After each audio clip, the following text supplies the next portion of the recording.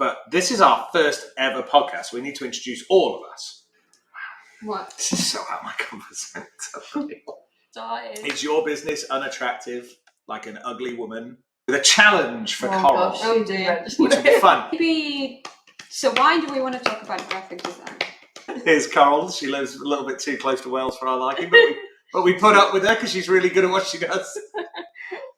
Well, welcome, everyone, to our first edition. We are recording for YouTube And for reels. other stuff, and we're live to our first edition of Couch Corner by Morfitt Designs. I'm Craig Morfitt. This is Lisa Morfitt, and today we have our special guest, our wonderful graphic designer, Coral Hawkins.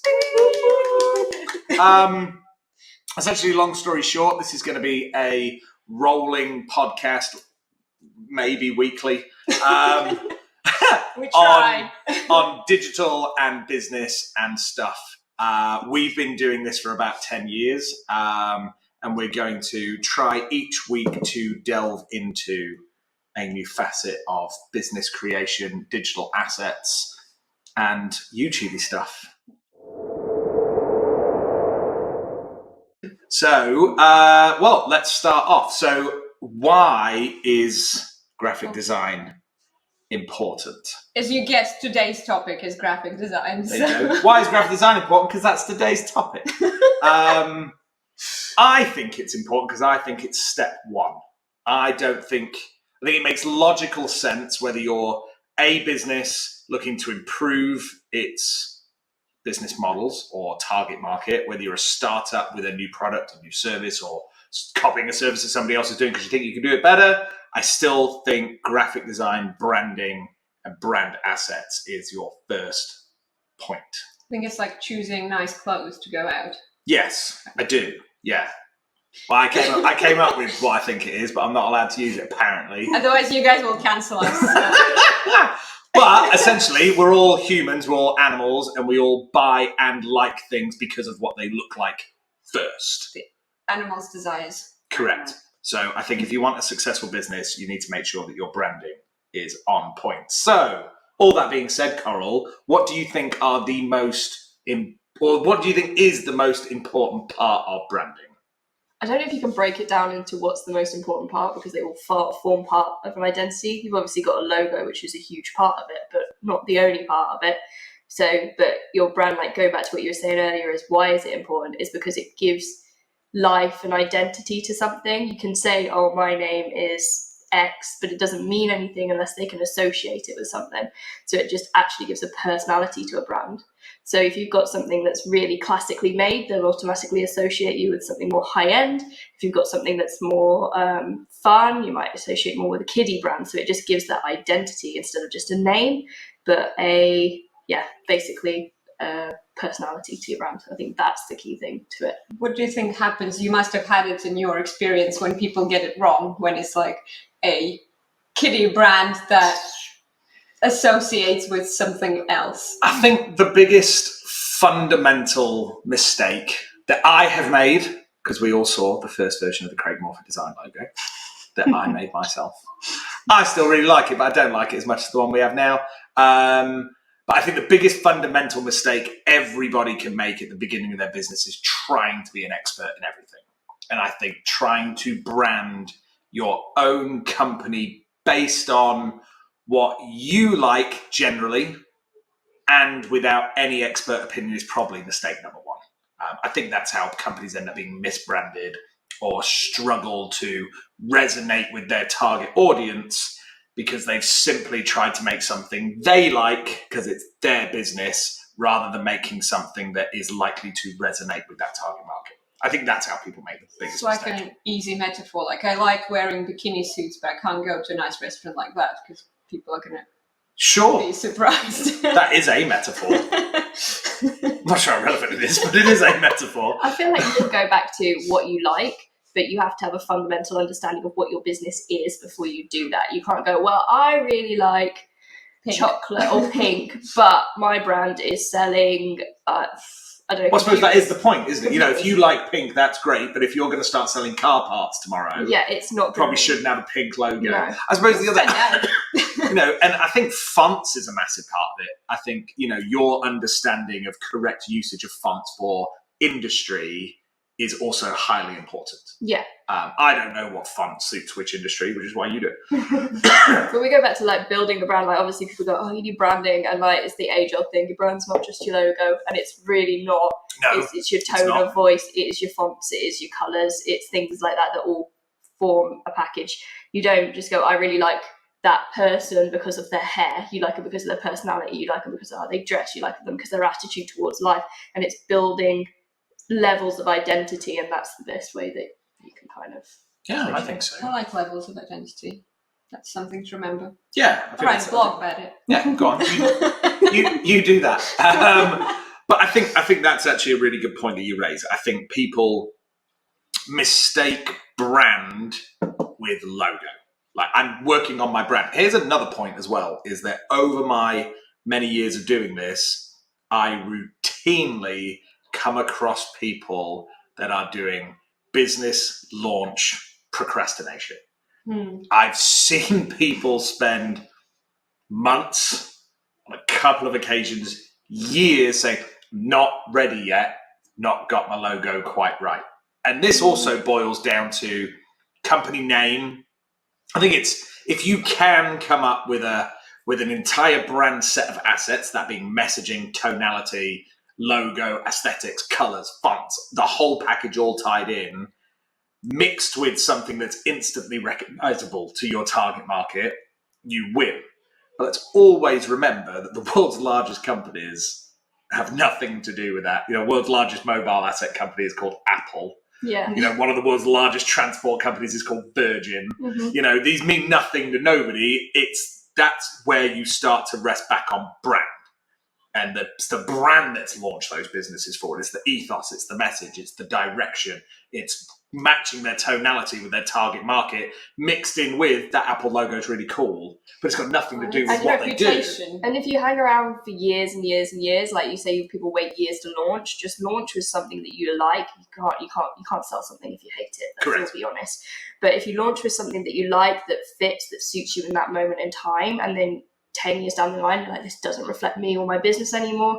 You switch it up and change it. You don't throw it all in the bin and start again, but you gradually, progressively change it. Absolutely. Or you launch huge, like Apple, for example, they started with a hand-drawn logo of somebody sitting underneath an apple tree. Yeah. It's never just always been just the shape of an apple. They brought it back. Firefox did the same thing. Nike have made a huge thing out of it. Yep. So it's like you just gradually evolve, but don't disassociate. I think people, it's don't edit it. Coca-Cola over the last 180 years have had 170 logos. Yeah, it's always been subtle. It's It's never adaptive, thrown people absolutely. out. Kind of brings us to the next point, which was somewhere further along the lines. But so how often, is there like a strict rule of how often brands should be rebranding and changing something? Or when do you know when it's time to rebrand? Because sometimes, like, to be honest, Google logo was fine. You know, we didn't think like, oh, they really need a rebrand. They just did it. So at what point do you know when it's the right time before your customers start going like, it's a bit outdated? So. I guess when people start telling you that, it's definitely, you're probably past it by that point. But it was, I don't know if there's ever a set time, because some logos are ageless. Like we look at like Louis Vuitton, Hermes, things like that. They've got away with it. They've made slight changes, but they've never thrown it in the bin.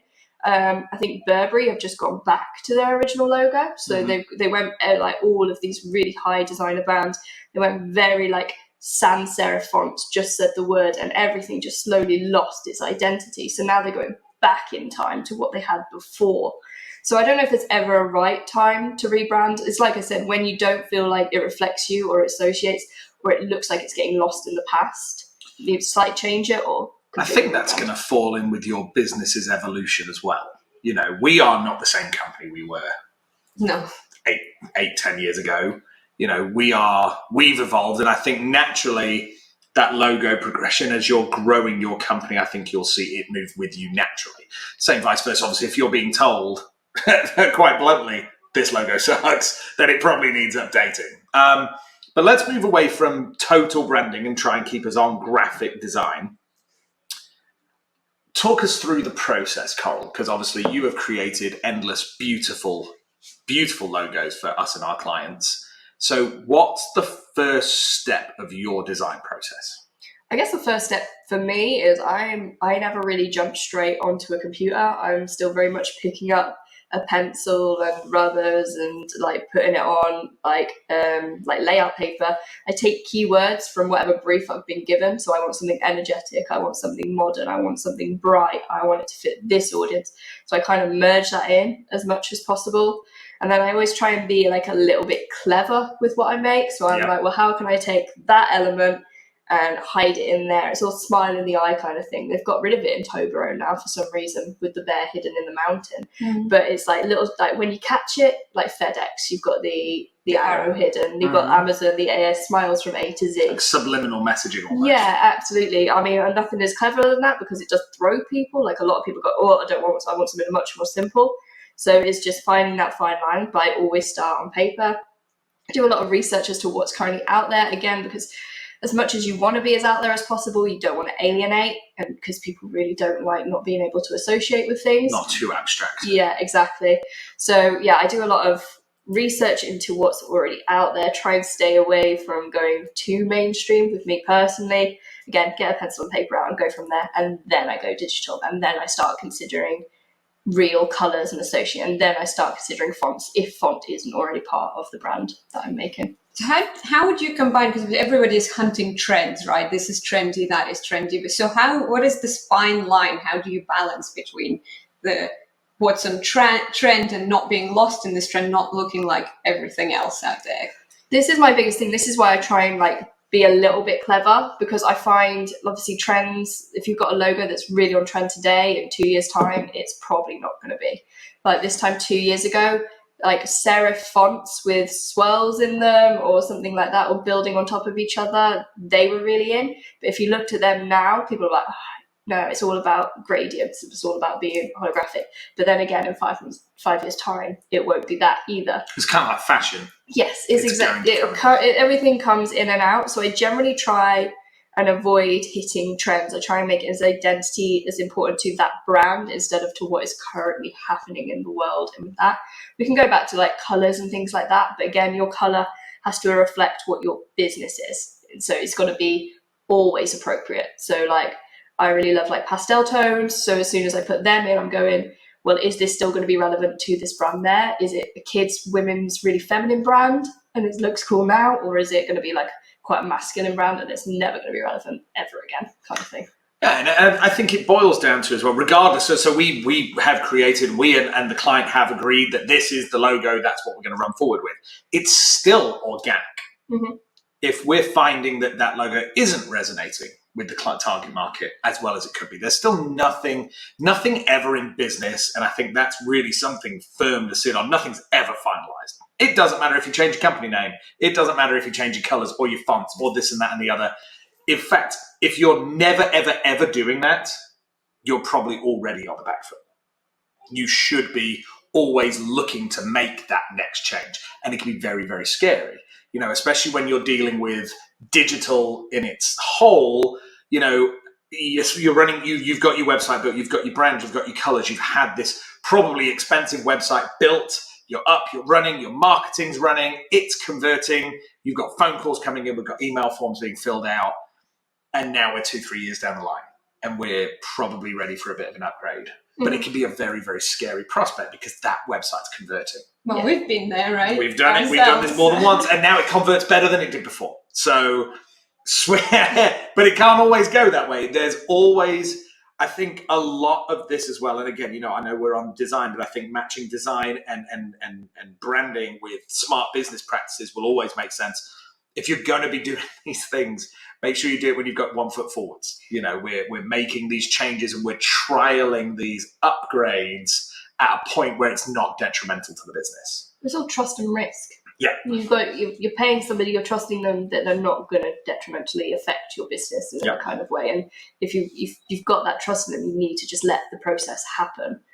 But yeah, It's also kind of like adapt or die thing, where the world is changing so fast that you just can't afford to just do what you do, and even if it works, you constantly have to think of not necessarily the next thing, but how to do it something else. And this is a very short little show. Remember as well, what we're talking about is over years. Yeah. Not over months. We're not making changes every month. Like, let's go for lime green. 6 months later, let's try bright red. Would be cool for us, though. It would be very cool, but we are talking years of progression.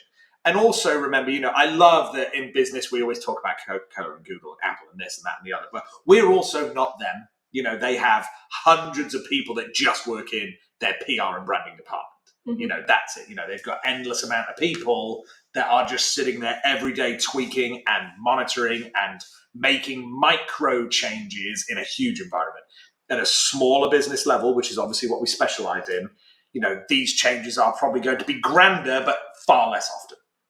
And also with things like that, you need to trust in your brand. If you've got something going and then like later on you go, I don't really like that font, and you've only been working with your brand for 3 months and you change it, it's not good for your business. Because I have this fight all the time. They're like, can I just put pink in there? I'm like, no.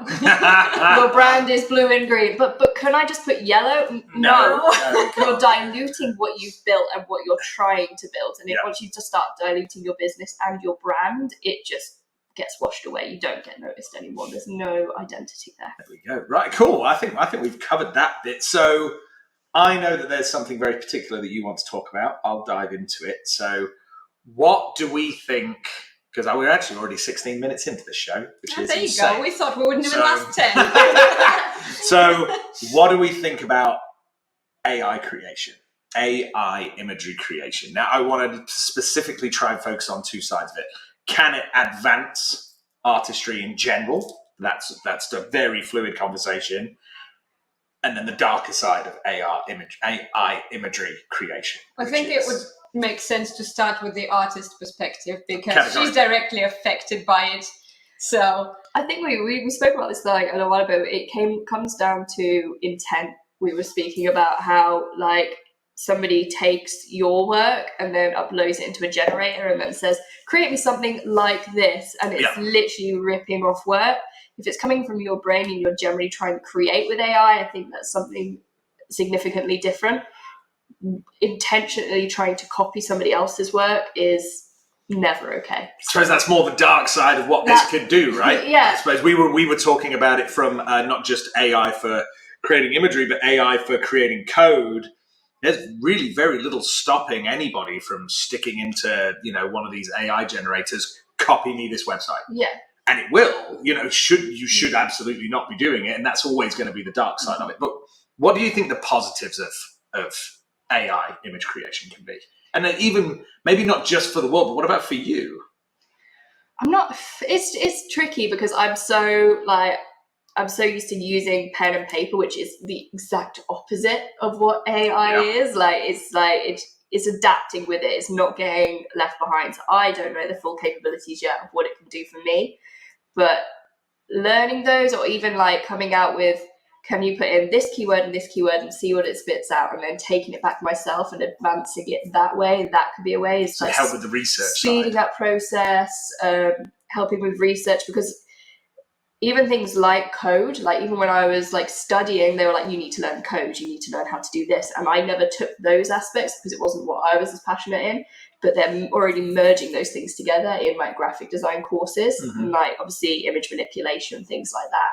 But it's also about protecting yourself, because you don't want to just get washed away in, I could have just made that in AI kind of thing. It's putting that flair. So again, getting the pen and paper out and putting something hidden in it is something AI might not think as much about when you make it. See, for me, I got super excited about it because I cannot draw with a pen and paper at all. So for me, it's great. So I was playing with it since it came out. I've now switched to the paid version. You didn't know until now. So there you go. Put it in your expenses. Sounds about right. Nobody consults me on anything anymore.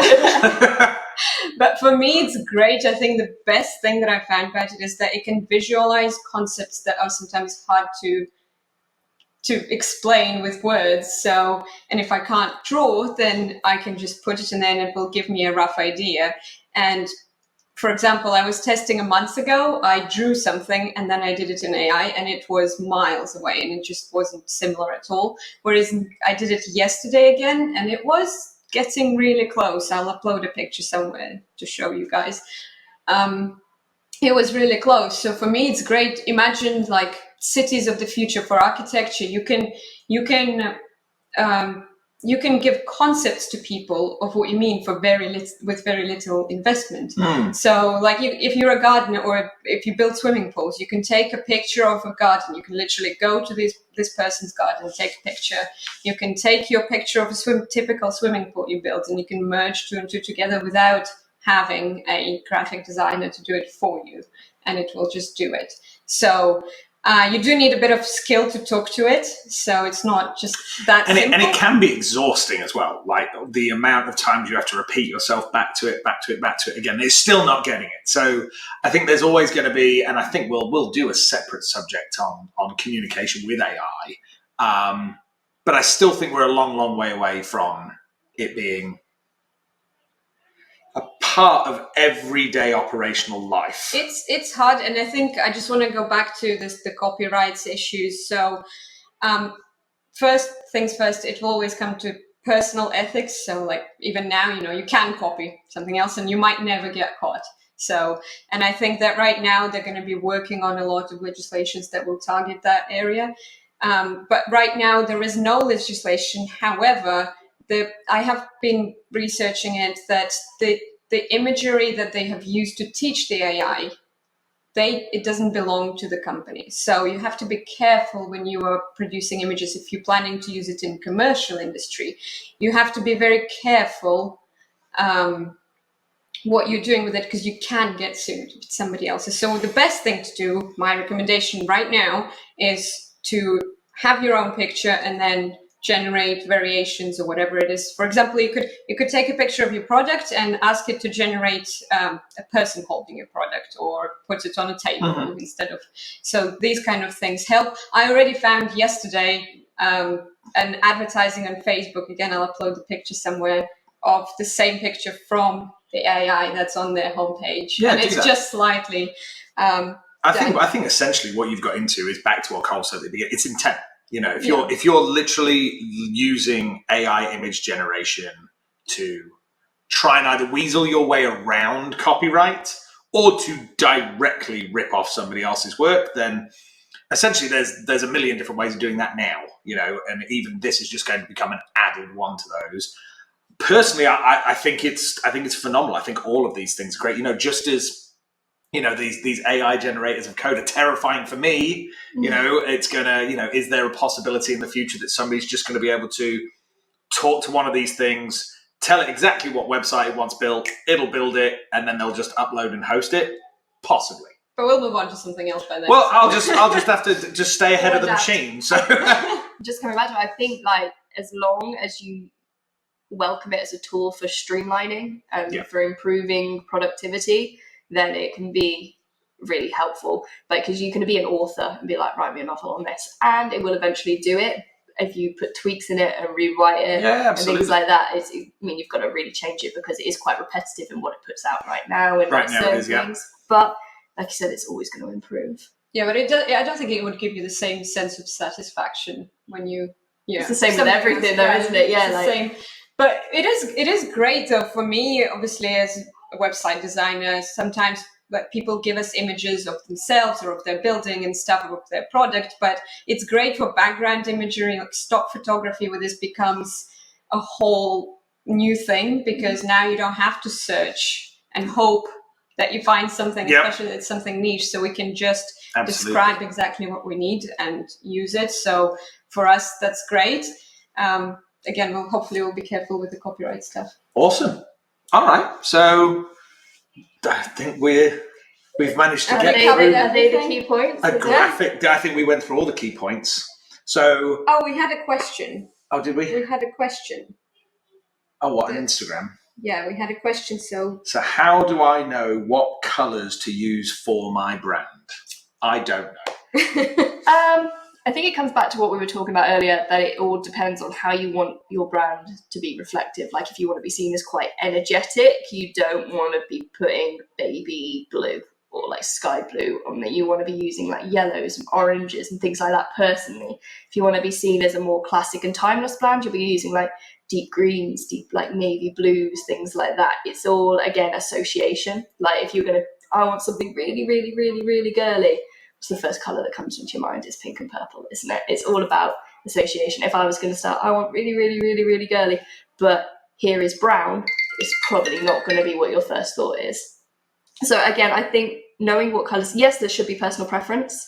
Like if your favourite colour is blue and you want a classy brand, don't go for baby blue, go for a navy blue. Like if that's like how the best thing to work, because again, if you don't like it, you can't sell it. So I think like that's the best way to answer. I think that makes sense. It's just we are on a tight schedule here, so we just have a few minutes left. But what are the trends right now? Like, just throw it out there. What are the graphic design trends that are the most popular things? So like this year, like I said earlier, they are going a lot towards gradients and things like that. But again, it's more suitable for like you guys, for like the tech companies and things like that. And then for other trends, it's going really simple. Complex logos are not particularly in at the moment.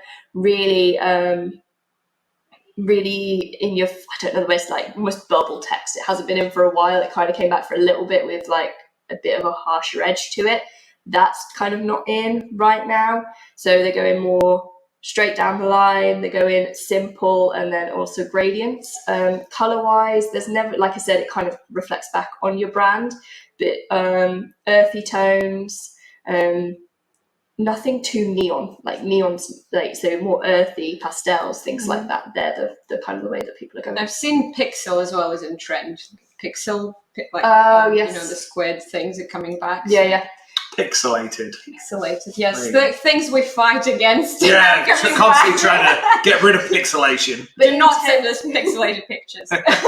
In 10 years' time, or even 2 years' time, people are going to look at pixels and go, Well, yeah, absolutely. So- Unless you're playing Minecraft. So, I don't think that there was that one question. So, I that's wanted it. to round off with a challenge for Coral, gosh, Oh, you dear. went. which would be fun because we'll do another one of these and then she can display her challenge and why she did what she did. So, what I want you to do, and we'll probably have you back on in 2 or 3 weeks, Okay.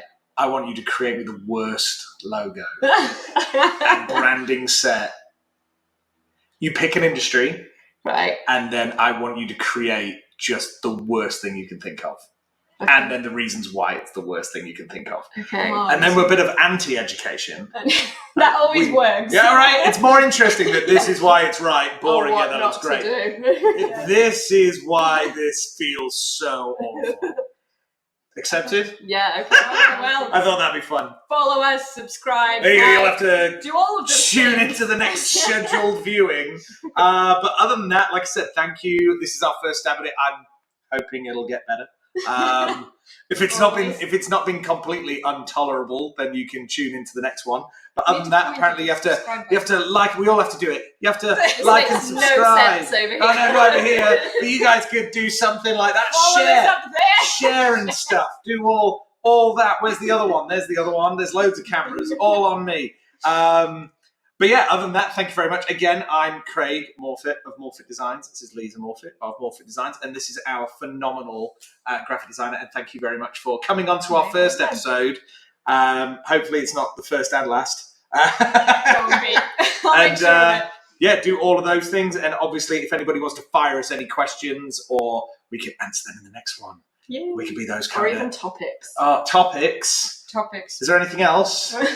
Send us snacks. I think that'd be fun. Send me food. And tips. Tips? Yeah, but there's got to be a minimum, isn't there? Don't send me $5 or more than that. But other than that, thank you very much and goodbye. Okay. Bye. Bye-bye. I'm gonna